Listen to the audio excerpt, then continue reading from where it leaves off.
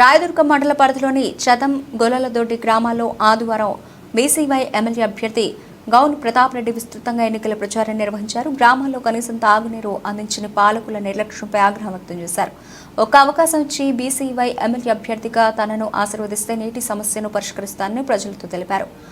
రైతులు తమకు సాగునీరు అందిస్తే చాలని ఏ పథకాలు అవసరం లేదన్నారు.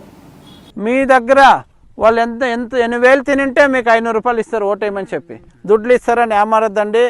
ప్రతిసారి మనం అయితే సైకిల్కి లేదంటే ఫ్యాన్కి వేసుకుంటూ వచ్చినాము. ఈసారి మార్పు కోసం ఓటేద్దామక్క. మీరు ఉండే 10 మంది ఒక్కొక్కరు 20-30 మందికి చెప్తే ఏమక్క మీ ఊర్లో అందరికీ తెలుస్తుంది రైతు గుర్తు అనేది వచ్చింది అని. సరేక గుర్తుపెట్టుకోండి అక్క. వస్తామక్క. అక్క మళ్ళీ వచ్చి కలుస్తాము. మే 13 ఈ నెల 13 ఎలక్షన్స్ ఉన్నాయి. ఎలక్షన్స్ తర్వాత కూడా నేనే మిమ్మల్ని కలిసేవాడిని.